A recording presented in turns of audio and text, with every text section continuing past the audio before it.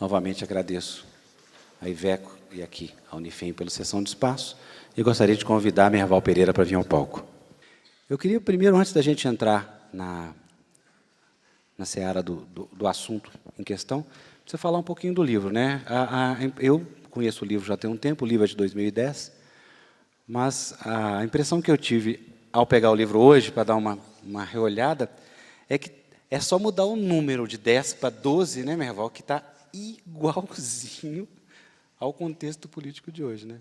É natural que seja assim, porque o governo da Dilma é um governo de continuidade do governo Lula, né? Então, desse ponto de vista, é até coerente que seja assim. Acho que o que mudou e que ainda está para ser testado é a relação da presidente Dilma com sua base aliada, que está dando tantos problemas. Tudo indica, aparentemente, ela está tentando mudar a relação do Palácio do Planalto com a base aliada, reduzir o nível de fisiologia, de clientelismo, ter uma relação mais menos dependente do Congresso do que vinha acontecendo com Lula. Agora, eu digo aparentemente porque a Dilma é fruto dessa relação promíscua do governo Lula com os partidos políticos, né? Ela foi eleita por causa dessa coalizão. Então, eu não entendo, até agora não entendi qual é o incômodo dela. Quer dizer, ou ela era incomodada com essa relação durante os 6 anos em que ela foi chefe do Gabinete Civil, e mesmo assim aceitava, porque tinha que aceitar em nome de um projeto político e tal, e agora está querendo mudar, pode ser, ou é apenas uma nova maneira de apresentar ao eleitorado, ao público, essa relação promíscua. Quer dizer, o Lula, inclusive porque é um político muito popular, ele não se incomodava muito com as repercussões dos atos dele, né? Ele tinha... E é também por causa da origem dele, de líder sindicalista, ele é mais pragmático, né? As atitudes dele são de acordo com os objetivos que ele traçou. Então, se defender um político apanhado em algum ato de corrupção for útil para ele, de alguma maneira, ele fará isso sem o menor pudor.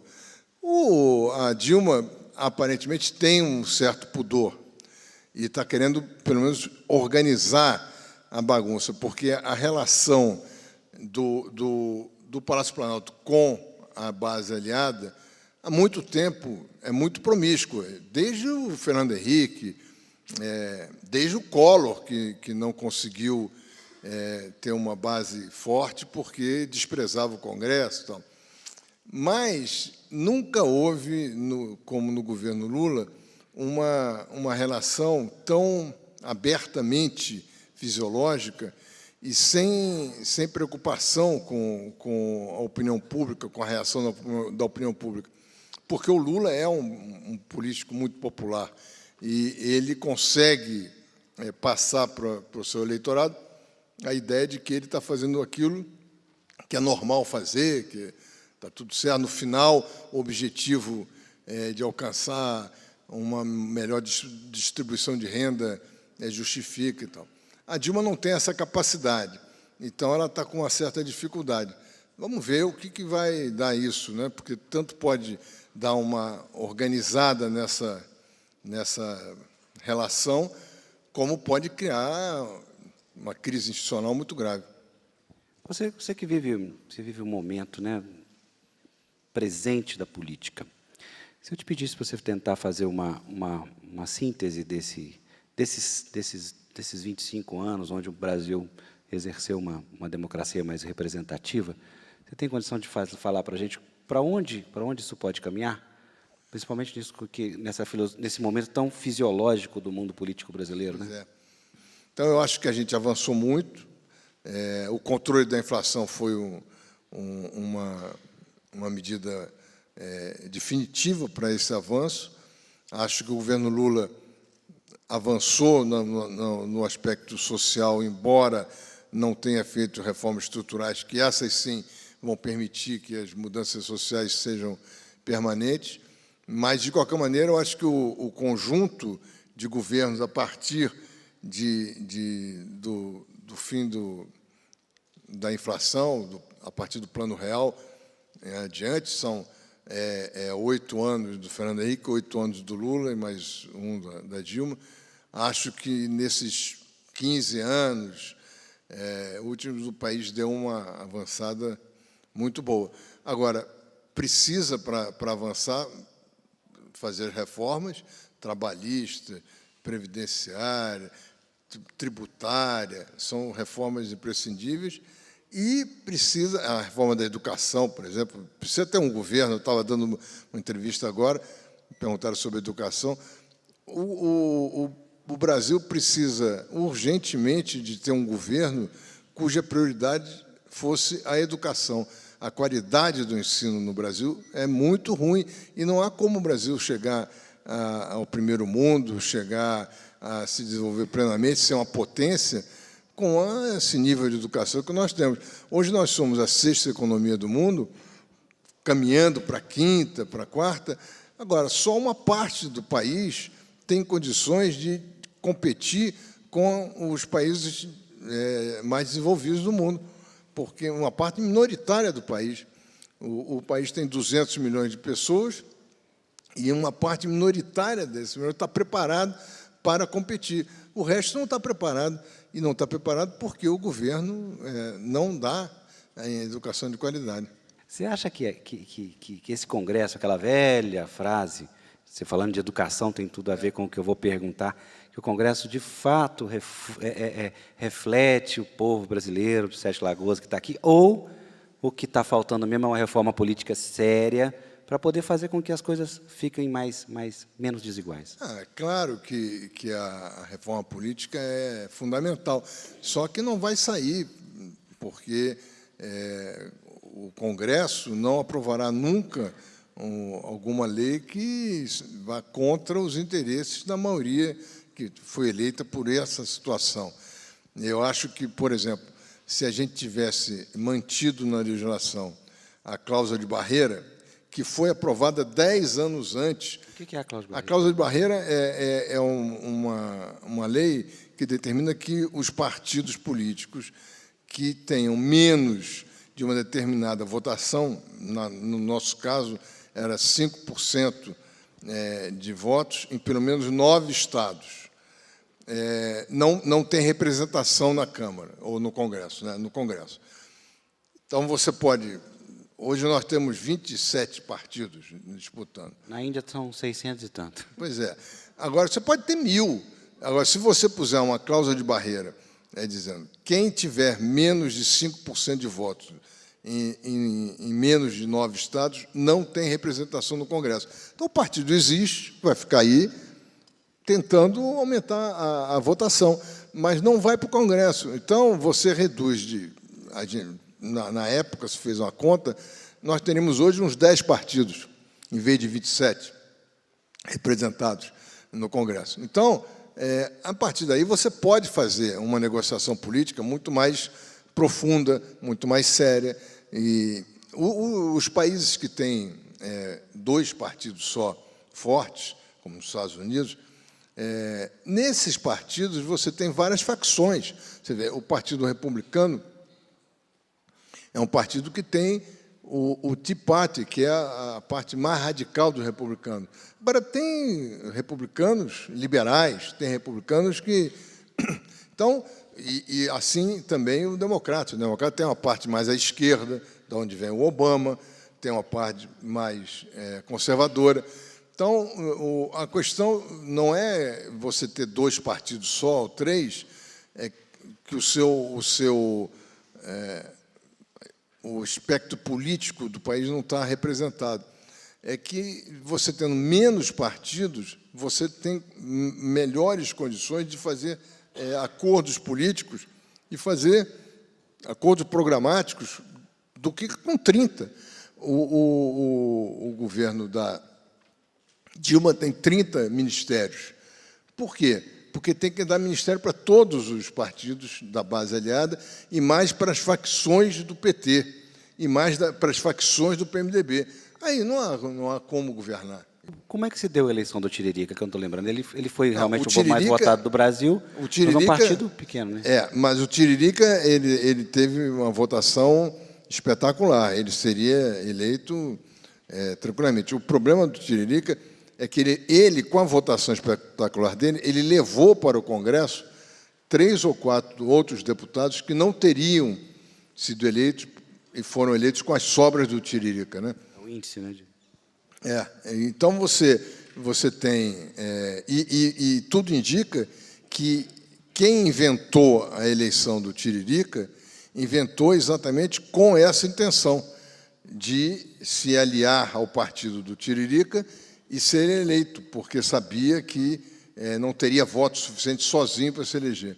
Então, inventou uma candidatura popular, exótica e tal, sabendo que com isso iria... E aí vai o Tiririca eleito e leva para o Congresso o delegado Protógenes, que não tem nada a ver com o Tiririca, não tem nada a ver com o partido do Tiririca, e acabou eleito na rabeira dos votos do Tiririca. Mas esse modelo é o ideal? Não seria, talvez, o distrital para valorizar, por exemplo... Por exemplo, aqui, nós somos uma cidade de Sete Lagoas, cidade de 220, né? 220 mil habitantes, uma cidade média em crescimento, que não tem representação que poderia ter profissionalmente. Não, eu acho que o voto distrital é a melhor maneira de você representar os diversos grupos da sociedade no Congresso.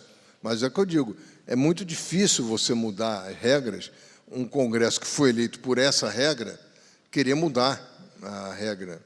É muito difícil, muito complicado. Acho que dificilmente a gente vai ter uma mudança de regra tão radical como essa da aprovação do voto distrital.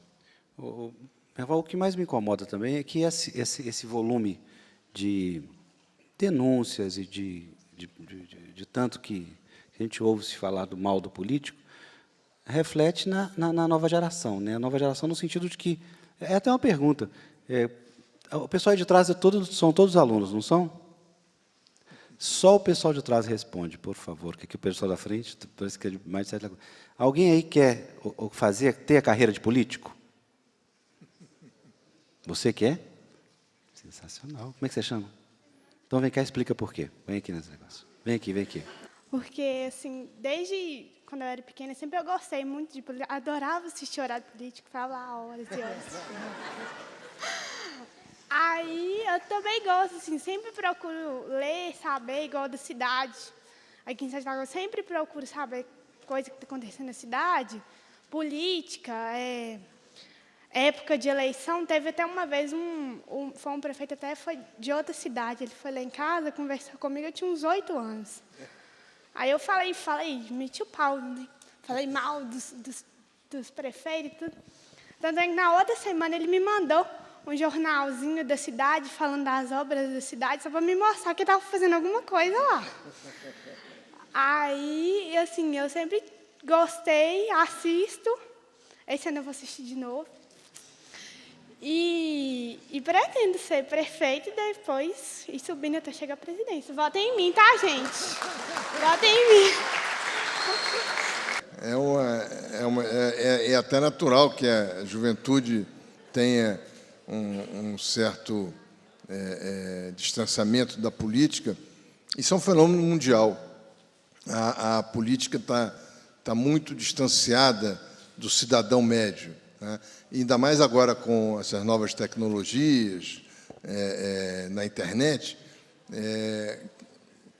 que o cidadão ganhou um canal de representação, de poder emitir sua opinião sem depender de uma intermediação. Então, na verdade, o caminho tinha que ser o inverso, não é?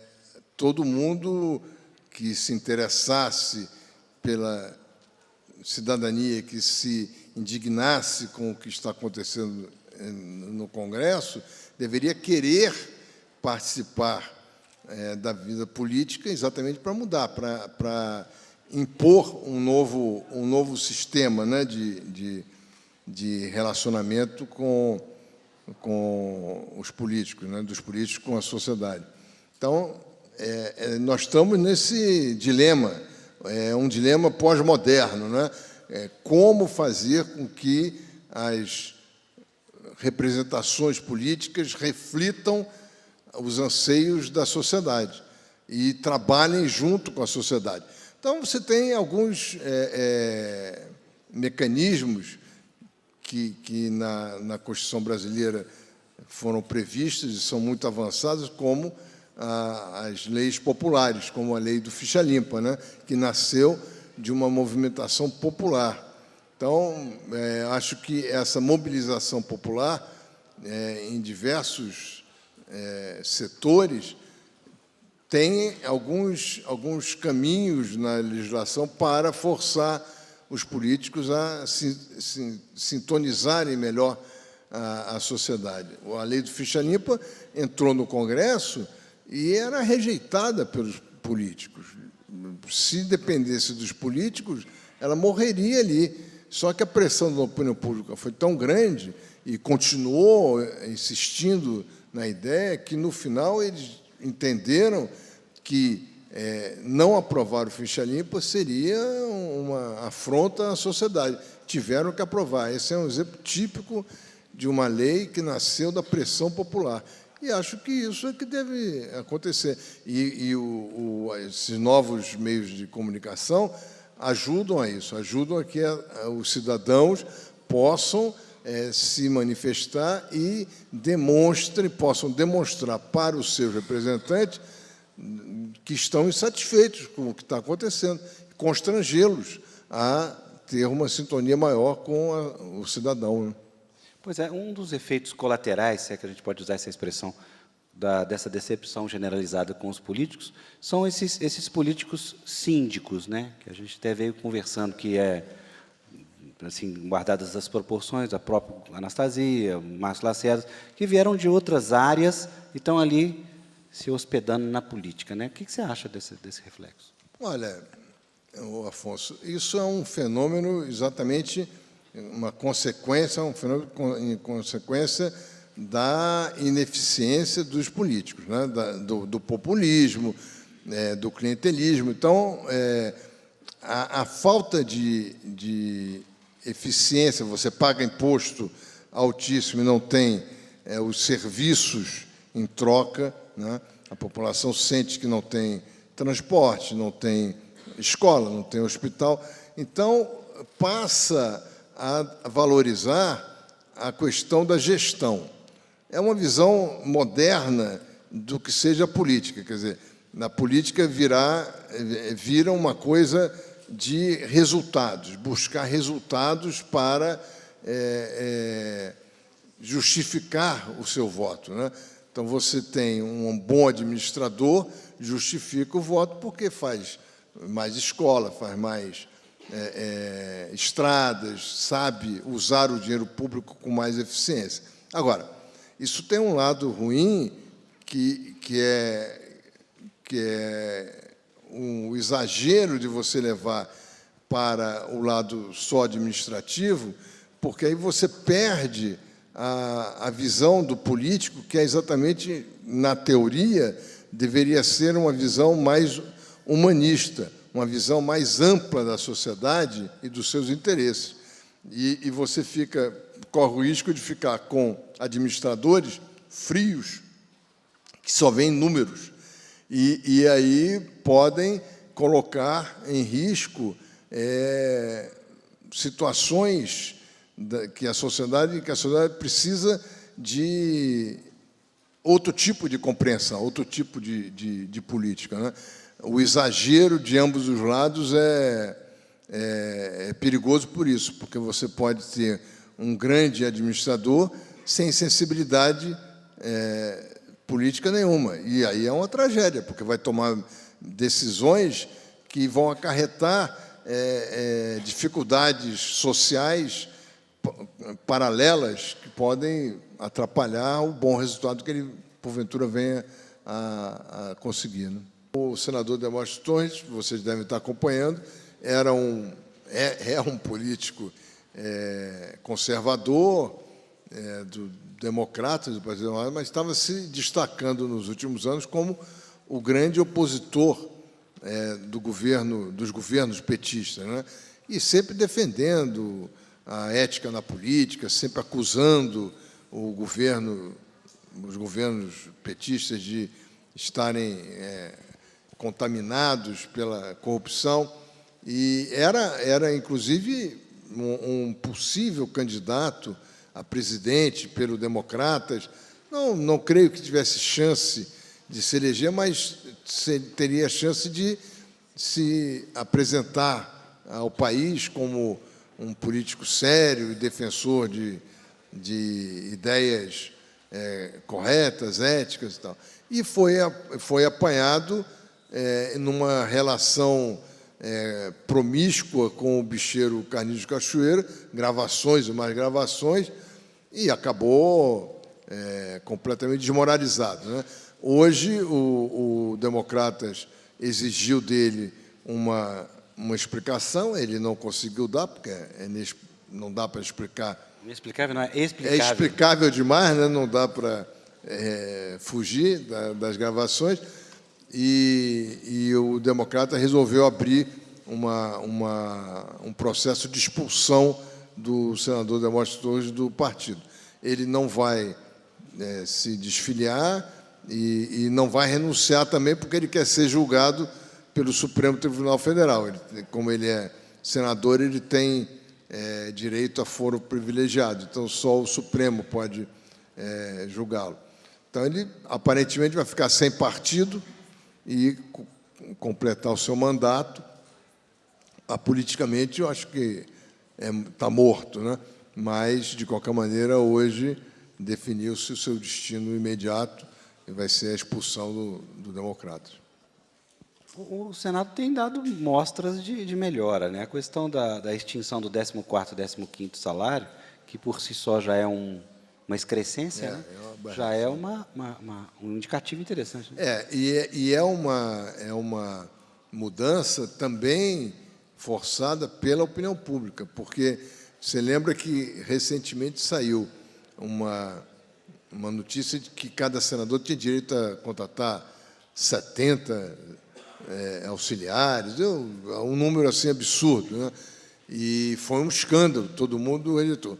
Eles não acabaram com isso, mas acabaram com o 14º e 15º, então deram um passinho ali adiante. Então é isso, eu acho que Só de interromper, é interessante porque abrindo mão ali, cria uma escala, né? Uma escada que todos os outros terão que abrir também para baixo, né? Não, e você ter 14º e 15º é um absurdo, né? É uma coisa vergonhosa. E aquele outro senador que disse que tinha pena de quem tinha que viver com 19 mil líquidos por mês, que era um absurdo, né? Também é outro sujeito completamente fora de sintonia com o país, né? Mas eu acho que a única maneira de você melhorar essa nossa representação, além de coisas técnicas, que é para reduzir o número de partidos, é a pressão da opinião pública e, sobretudo, saber votar bem, né?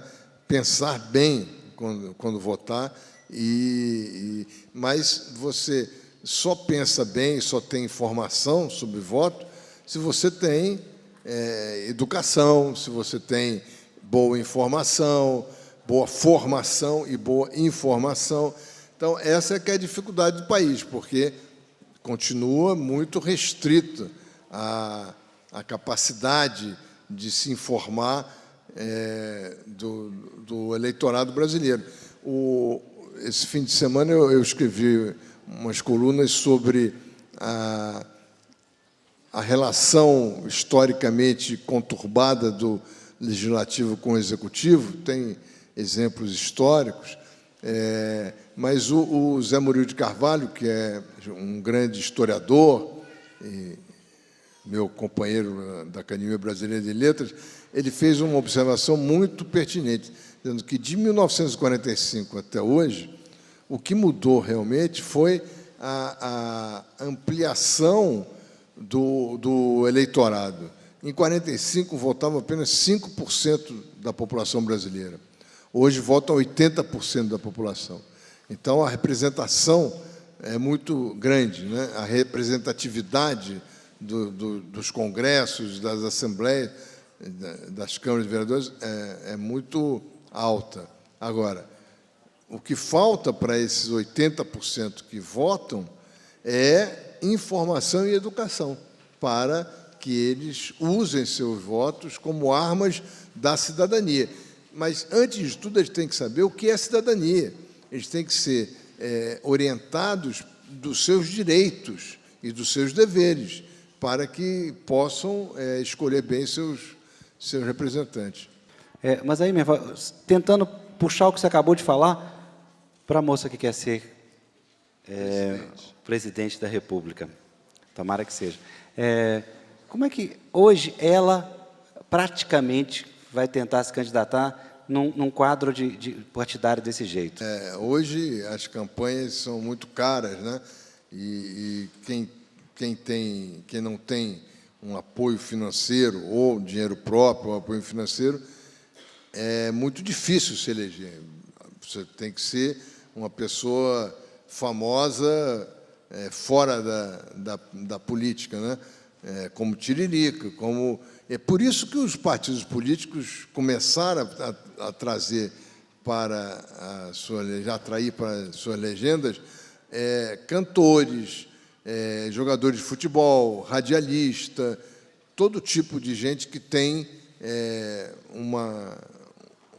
um apelo popular, mas acho que ainda há um lugar para o voto de opinião, o voto que independe da propaganda que você faça. No Brasil, você tem, paradoxalmente, alguns canais muito importantes de prestação de informação para o eleitor de graça, né? Por exemplo, o horário eleitoral gratuito. É uma coisa que só no Brasil tem. É gratuito para os partidos políticos, mas é financiado pela União, né, que paga as televisões, as rádios. Mas esse programa eleitoral permite que um novato se apresente ao público. Mas o financiamento público de campanha tem chance de ser aprovado? Acho que não. Acho que não, porque ele depende de uma outra coisa. Ele só é eficiente se houver o voto em lista. Porque não adianta você ter o financiamento público com milhares de candidatos. Então, você tem que financiar o partido escolher a lista. E acho que isso não passa no Congresso. O voto em lista, acho que não passa, e é bom que não passe, porque, nesse momento em que nossos partidos estão muito desorganizados, seria, eu acho, um retrocesso. Acho até que pode ser, com a adoção do voto distrital, o voto em lista acaba sendo uma coisa mais ou menos lógica. Mas tem que ter o voto distrital para complementar, senão não adianta. Boa noite, qual a sua pergunta? Boa noite, Afonso. Merval, eu queria justamente falar da questão do voto, tanto o voto distrital quanto a aprovação do financiamento público de campanha, que eu sou contra absolutamente. Queria saber a sua opinião a respeito. Ainda queria uma outra palhinha também, rapidinho, a respeito. Você acha que Serra vai ou continuar na prefeitura? Eu creio que ele vença. Você acha que ele ganhando, ele permanece na prefeitura de São Paulo? E para finalizar, para o Afonso não brigar comigo, eu só queria fazer uma última falazinha, que a gente sabe que o nosso Tiririca está longe de ser o pior que o Congresso tem. Inclusive, numa avaliação da Veja, feita agora no final do ano, não sei se você tem ela, o nosso deputado Márcio Reinaldo aqui ficou em pior situação comparativamente com o Tiririca, ou seja, avaliando exatamente a atuação legislativa, porque o nosso deputado aqui é um fisiológico, um deputado desse troca-troca, de emenda parlamentar, e agora, como ele perdeu Afonso agora para ser ministro, ele está agora vindo como válvula de escape, quer ser prefeito de Sete Lagoas, né? A gente até torce para que ele... Enfim, mas não é esse detalhe. Eu queria que você respondesse essas questões do financiamento público de campanha, a sua opinião, e a questão, uma palhinha do Serra aí. Obrigado. O financiamento público de campanha, eu já disse, né? Eu acho que não funciona e só teria sentido se fosse voto em lista, voto distrital, aí é uma série de questões antes do voto em lista. Agora, o Serra, eu acho que ele não tem escolha. Ele tem que ficar em São Paulo. Se ele for eleito, ele não tem como deixar a prefeitura, inclusive porque o PSDB já está resolvido que o candidato é o Aécio. Então, não tem a menor razão para o Serra tentar sair da prefeitura para ir disputar. Você já está considerando que ele está eleito, então? Né? Não, se ele for eleito, né? Acho que ele tem boa chance, mas se ele for eleito, ele vai ter que ficar até o final do mandato. Hein? Mas aí também você precisa imaginar que o Aécio desista, ou que o Aécio, aconteça alguma coisa com o Aécio, para haver esse clamor nacional. Não será nunca nacional, será do PSDB, né? Dos eleitores do PSDB. Acho muito difícil esse quadro, acho muito difícil que aconteça tudo isso para ele voltar a tentar ser candidato. Agora, eu não digo isso em 2018, mas aí eu acho que ele não terá mais idade, né? Mas, se o PT reeleger a Dilma em 2014, em 2018, o Serra pode não se recandidatar para a prefeitura. Pois falando nisso, qual que é o cenário que você desenha para 2014? Eu acho que vai ser o Aécio, o candidato do PSDB. Acho que ele vai fazer um acordo, dependendo de como a economia vá, e eu acho que a economia não vai muito bem. Aliás, uma coisa que eu queria comentar, nosso tema genérico é políticos em ano de eleição, né? E uma coisa interessante é que há estudos já mostrando que, historicamente, nos anos de eleição, são chamados ciclos eleitorais. Os governos de todos os partidos elevam os gastos, aumentam os investimentos. Os endividamentos também. Os endividamentos, justamente para eleger seus candidatos, né? E, no ano seguinte, você tem a ressaca disso, né? Mas isso é histórico, isso sempre foi. E, em 2010, o Lula exagerou a mão. Então, é outra coisa própria das democracias, né? Os governos, em anos eleitorais, gastam, e olha que em ano eleitoral o governo é proibido de gastar a partir de um determinado mês, do meio do ano, né? Então, 6 meses. Em 6 meses eles gastam mais do que em qualquer ano. Então, esse é um exemplo, sim. A exemplo da eleição anterior, você não acha que vai acontecer uma candidatura, usando a palavra péssima, alternativa, que pode provocar uma surpresa, como uma candidatura verde da Marina? Eu acho que a Marina perdeu a grande chance da vida dela de se manter no noticiário político e de mostrar a sua força política ao não aderir a nenhum dos dois candidatos no segundo turno. Acho até que, se ela quisesse mesmo mostrar sua força, ela deveria ter aderido ao candidato do PSDB, para tentar derrotar o PT. E se conseguisse, certamente a vitória do PSDB seria dela, seria muito mais dela do que do Serra, e ela ganharia uma força política muito grande para negociar programas de governo e interferir no governo, num eventual governo do Serra. Então, eu acho que ela perdeu essa chance, perdeu o meio rumo dela na política, e acho muito difícil que ela venha a ter um papel tão importante quanto teve em 2010. Acho que ela perdeu o passo da história aí. Não sei, posso estar enganado. Agora, uma candidatura alternativa importante, que eu acho que não vai acontecer dessa vez, mas pode acontecer mais adiante, é a do governador de Pernambuco, Eduardo Campos. Ele é um sujeito muito popular na região dele, no Nordeste, não é tão popular assim no Sul, no Sudeste, mas ele é muito bom articulador político e tem uma articulação muito boa, tanto com o PT quanto com o PSDB, é muito ligado ao Aécio. Então, ele está numa posição, você vê que em São Paulo, ele disse que só vai se decidir em junho. E para não bater de frente com Lula, tudo indica que a opção vai ser escolher uma candidatura própria, para não aderir nem ao Serra nem ao Haddad. E ele está nessa trilha de ficar equidistante dos dois partidos que polarizam a política brasileira, e se colocando como uma alternativa, ou como um vice, num primeiro momento. Acho que aí ele quererá ser vice da Dilma na reeleição, e vai criar um problema com o PMDB, ou com o próprio Aécio, se o governo Dilma desandar e ele sentir que a reeleição está difícil.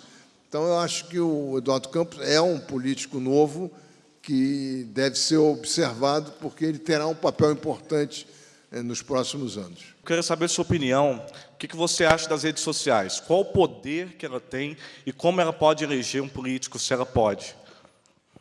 Olha, eu acho que esse fenômeno das redes sociais é um fenômeno importantíssimo nas sociedades modernas, né? E acho que tem uma força muito grande. E a tendência no Brasil é crescer ainda mais, porque ainda é muito pouca gente que tem acesso à internet e às redes sociais. Mas esse é um fenômeno mundial, é um fenômeno que já teve consequências importantes na Primavera Árabe, e que é um exemplo mais claro, mais evidente nos últimos dias, mais recentemente. Então, acho que eu me interesso muito pelo assunto, tenho lido bastante. Tem um professor, Manuel Castells, que é um professor de uma universidade americana, que ele diz isso, que as redes sociais estão preenchendo o vácuo do poder político. Quer dizer, os políticos estão cada vez mais se afastando da cidadania, e que as redes sociais estão tomando lugar dos políticos nessa relação do cidadão com o mundo, né, da política. Eu acho que é muito importante, eu acho que cada vez vai aumentar mais. Você acredita que os brasileiros hoje, com sua visão, conseguem eleger melhor um presidente, um representante para a sociedade? Olha, de qualquer maneira, essa é a beleza da democracia e da democracia representativa, né? De qualquer maneira, você acaba elegendo a equívocos claros, como o caso do Collor, né? E há o caso do Lula, que eu discordo de muitas coisas feitas por ele, mas, de qualquer maneira, é um grande líder político, né? e acabou sendo eleito, depois de várias tentativas, porque conseguiu, naquela ocasião, se conectar melhor com o povo. Eu acho que a democracia representativa tem um problema sério, que é ficar exposta a populismos, a medidas só paliativas que servem só para eleger um candidato. Mas, no nosso caso, eu acho que os avanços que a gente teve nos últimos 15 anos vêm exatamente do exercício da democracia. Então, acho que o balanço final é bom. Agora, é claro que se a população, de maneira geral, fosse mais educada, mais informada, melhor formada, a tendência era conseguir escolher melhor, né? Mas estamos progredindo. O que você acha de uma campanha eleitoral sem recursos ou poucos recursos financeiros e a possibilidade do político se eleger, e por quê? Um dos grandes problemas do nosso sistema democrático, e nos Estados Unidos é a mesma coisa, é que o candidato que tem mais dinheiro, ou próprio ou de seus financiadores, tem mais chance de se eleger. Nos Estados Unidos é pior, porque nos Estados Unidos você tem que pagar a propaganda na televisão. Então, os políticos só conseguem fazer propaganda na televisão se tiverem dinheiro para comprar o tempo. Aqui você tem o programa eleitoral que dá uma exposição mais ou menos igualitária aos candidatos, né? Aí o candidato vai depender da politicagem interna do seu partido para ver se aparece ou não na televisão. Mas, de qualquer maneira, é um caminho, né? Agora, é muito difícil para o candidato sem recursos fazer campanha e se eleger, é muito difícil. E, embora exista esse nicho de candidatos de opinião que não necessitam de muito dinheiro, mas aí você tem que fazer uma vida pública toda baseada nesse voto de opinião para conseguir esse apoio desse tipo de eleitor, né? Boa noite, meu nome é Leandro. Você comentou aí da cultura do eleitorado brasileiro, da eleição de jogadores, cantores, palhaços. Você não acha que a questão do voto ser obrigatório influencia nisso? Será que, se deixasse de ser obrigatório, só aquelas pessoas que se preocupam com a política iriam votar e melhorar um pouquinho o cenário brasileiro? Obrigado. Eu, em tese, sou a favor do voto facultativo. Acho que é a melhor solução. A minha dúvida é se a gente já tem uma democracia tão forte que se permita esse tipo de luxo, né? A gente não pode esquecer que nós temos muito pouco tempo de democracia, né? A história política brasileira é sempre interrompida por golpes, por períodos de exceção, e a gente, dessa vez, da redemocratização em 85 para cá, é o maior período seguido de democracia que a gente tem. E é muito pouco, né? É muito pouco. Então, eu acho que talvez a gente ainda tenha que exercitar mais o voto, o direito do voto, o voto ser obrigatório, para, mais adiante, liberar. Mas eu, em tese, sou a favor do voto facultativo. Mas, em tese, o voto facultativo, pelo menos é o que diz em tese, ele não politizaria mais a eleição? Mas você tem o perigo, que já aconteceu aqui no Brasil. Você vê, um presidente dos Estados Unidos é eleito com menos de 50% dos eleitores votando. E aqui no Brasil já houve uma tentativa de golpe, alegando que o presidente não teve a maioria dos votos, né? Então, você corre o risco de ter uma eleição colocada em dúvida se só 40% dos eleitores, dos possíveis eleitores forem às urnas, entendeu?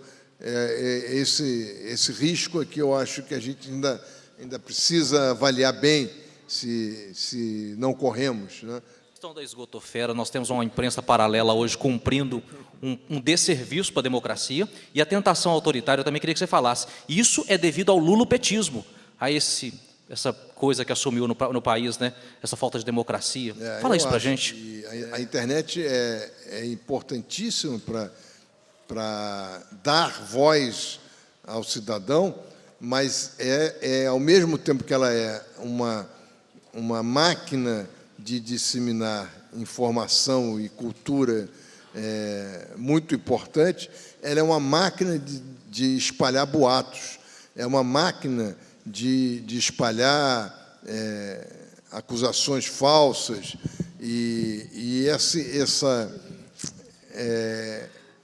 é uma coisa que veio com a internet, essa ideia de que você pode escrever o que quiser, com pseudônimo, com apelido, sem se identificar, sem assumir as consequências do que você está escrevendo. Isso faz com que a internet seja um campo fértil para calúnias, difamação e tal. E aí temos alguns blogueiros que são financiados pelo governo com essa finalidade, desqualificar a oposição, fazer uma imprensa o mais próximo da imprensa marrom, que é a imprensa que era chamada imprensa tradicional, né? Na internet, esses blogs financiados para fazerem trabalhos políticos são um desserviço à democracia, realmente. E há uma tendência do governo de querer controlar, do governo não, de uma parcela do PT, que a presidente Dilma já rejeitou essa ideia, mas há uma parcela do PT interessada em controlar a comunicação, controlar a mídia, impor restrições à mídia que é independente. Então, como eles não conseguiram até hoje fazer uma legislação que controle essa mídia independente, eles passaram a financiar blogs e revistas e panfletos para não só defender o governo, como atacar e querer desqualificar a imprensa de oposição. Eu queria saber sua opinião sobre legislação eleitoral. No sentido do que você vem afirmando com relação ao advento da internet, as novidades que ele trouxe, por exemplo, os blogs, que são espaços que, por exemplo, pessoas pagas pelas campanhas podem se manifestar. A gente sabe que a legislação do horário gratuito de propaganda eleitoral ela é mais restritiva. Então, ela tem tentado mais, assim, com maior ou menor eficiência, controlar determinados abusos, uso de testemunhos, de cenas, de trucagens no horário mesmo, e a legislação tem perdido um pouco o foco, não conseguiram responder ao que acontece na internet. Como é que você vê a legislação eleitoral e que capacidade ela tem de realmente regular um diálogo ético? Olha, eu achei um absurdo a proibição de uso de Twitter pelos candidatos. E acho até que é uma legislação, o TSE legislou numa coisa completamente... vai ser uma legislação inócua, porque é impossível você impedir que apoiadores de um candidato lancem mensagens no Twitter de apoio a ele, né? O candidato pode não ter, mas várias pessoas e tem direito de falar na mesa do bar. E por que podem falar na mesa do bar e não podem falar no Twitter? É uma decisão claramente de juízes que estão desconectados com o mundo real, né? Agora, acho que também é meio impossível controlar a internet, acho que é impossível você impedir que a internet interfira na eleição, e acho que a legislação tem que ser igual. Se alguém usar a internet para caluniar alguém, para injuriar algum candidato, divulgar notícias falsas, tem que ser processado pela lei que existe. Talvez a lei tenha que se atualizar mais para poder interferir nesses canais novos de comunicação, de tecnologia, né? Mas, de qualquer maneira, acho muito difícil você controlar a internet e acho indesejável que haja um controle da internet. Inicialmente, eu queria fazer uma consideração que eu achei interessante. Nós temos uma palestra hoje onde uma pessoa com críticas ao governo está proferindo palavras subsidiada pelo Ministério da Cultura. Isso é muito interessante, isso só é possível graças à democracia. E eu queria também que o senhor fizesse uma consideração a respeito dessas comemorações que estão surgindo do golpe de 64. O que o senhor acha a respeito disso? Militares que estão comemorando, fazendo festas, isso não é de hoje, mas ficou mais evidente pela questão da Dilma, que é uma ex-guerrilheira, uma ex-combatente, está colocando essa questão. E só mais duas considerações. O senhor falou que é contra o sistema eleitoral hoje, dessa maneira de que você tem esses puxadores de voto. Não seria o voto de lista fechada, ou seja, onde os partidos predeterminam quais serão os candidatos eleitos, uma saída para essa questão? E uma última consideração, a estratégia que você pensou para a Marina, para que ela não perdesse força política, não seria uma contradição à sua opinião contrária ao fisiologismo político? Não seria aquela estratégia que o senhor colocou para a Marina exatamente manter a política fisiológica, e não teria sido ela uma pessoa coerente quando não quis apoiar programas políticos aos quais ela é contrária? Mas é só. Muito obrigado. Não seria uma atitude fisiológica, porque ela não estaria fazendo isso em troca de nenhum favor. Ela estaria fazendo isso em troca de o candidato que ela apoiasse assumir as bandeiras dela. E é assim que se faz coalizão. É assim que você consegue impor seu programa de governo ao governo eleito, trocando apoio para seus programas com apoio político. É assim que se faz. Democracia é isso. O fisiologismo é outra coisa. É você ter apoio em troca de vantagens pessoais. Não é isso que eu estou propondo. Eu queria, sobre a sua primeira observação, de que nós estamos fazendo críticas ao governo sobre o patrocínio do Ministério da Cultura, eu acho que a sua observação mostra que nós não estamos ainda numa democracia, né? Porque você achar esquisito isso, você ressaltar isso como uma coisa boa, positiva, não é positivo nem negativo, é normal. É normal. Exatamente, porque deixou para trás a questão da ditadura, em que isso não seria... A ditadura não se fala. Ditadura não tem... mas ditadura não dá para discutir. A gente está discutindo democracia. E numa democracia é normal que isso aconteça. Foi por isso que eu ressaltei, dando um contexto histórico das comemorações ao golpe. Isso é outra coisa. O que eu estou dizendo a você é o seguinte: só o fato de você achar que tem que ressaltar esse fato já é um sintoma de que nós não estamos ainda numa democracia plena. Porque esse seu comentário para um europeu, o cara não ia nem entender o que você falou. Porque achar esquisito, achar bom que um programa patrocinado por um órgão do governo permita críticas ao governo é uma coisa banal.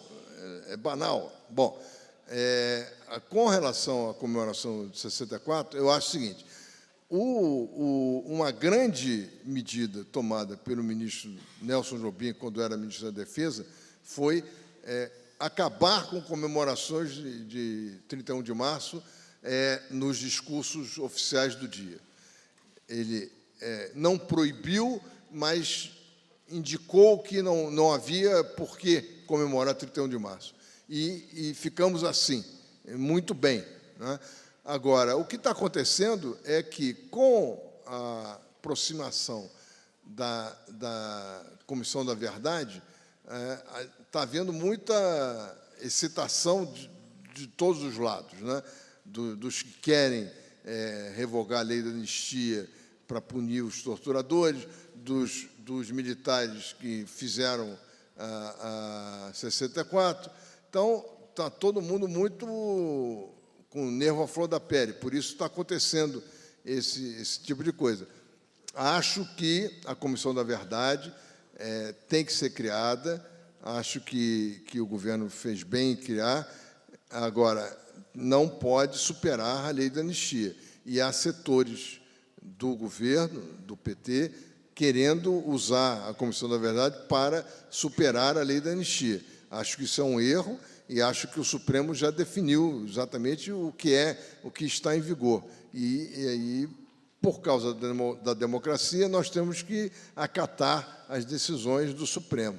Então, acho que não devia ter comemoração de 31 de março, coisa nenhuma, e também não devia ter tentativas de superar a lei da anistia com a Comissão da Verdade, que tem o seu papel histórico importante de levantar as questões, de mostrar o que aconteceu com os desaparecidos, de mostrar onde estão os corpos, se for possível ainda, e identificar quem torturou, quem matou, quem fez. Agora, isso é uma questão histórica, do país se encontrar com a sua verdade, e nada mais que isso, que deveria ter sido uma consequência lógica de vários passos que já foram tomados desde o governo de Fernando Henrique. O governo de Fernando Henrique admitiu a culpa do Estado na morte das pessoas e se prontificou a indenizar as suas famílias. Esse foi o passo mais importante que foi dado com relação a 64. O Estado já havia assumido a sua culpa e já havia assumido a indenização às vítimas. O resto é uma consequência, inclusive, de contar toda a história, de revelar quem fez o quê, para que as futuras gerações saibam o que aconteceu no país. Mas para superar a lei da anistia não é possível. O Cristóvão Buarque foi um candidato de um tema só, né, educação, e não conseguiu. Acho que ele fez um erro de marketing. Ele achou que, sendo um candidato de uma nota só, essa nota sendo educação, ele seria diferente e chamaria atenção. Deu ao contrário, né? Ele virou um candidato repetitivo e não conseguiu que o eleitorado o seguisse. Mas acho que ele seria um bom candidato, já tinha a fama de ser um especialista em educação, se ele focasse a educação como prioridade, mas fosse para outros caminhos, ele talvez ampliasse o seu eleitorado e, eventualmente, chegando à presidência, teria condições de ser um presidente da educação, que aí teria todos os mecanismos para fazer. É como a Marina. A Marina era uma candidata do meio ambiente, mas ela conseguiu dar uma ampliada um pouco na sua discussão, embora tenha ficado muito focada no meio ambiente. Mas, como o meio ambiente é um assunto que está realmente em voga hoje, ela teve uma votação expressiva, né? E, ao contrário do Cristóvão, teve 3%, sei lá, quantos por cento. Mas eu acho isso, eu acho que não é preciso que o candidato seja só um candidato da educação. Qualquer candidato de qualquer partido tem que ter a noção de que, sem educação, o país não vai para frente. E eu acho que isso é que falta aos candidatos. Você vê, o Fernando Henrique conseguiu, nos 8 anos dele, aumentar a frequência na escola, que era um problema sério, de evasão e tal. O trabalho seguinte seria de qualidade do ensino. e não foi feito, né? Então, interrompemos, a gente colocou todo mundo na escola e esqueceu de melhorar o ensino, né? E isso tinha que ser uma prioridade de qualquer governo, não é PT, não é PSDB, não é nada, é qualquer governo. Gente, muito obrigado. Até a próxima, Verval. Muito obrigado, viu?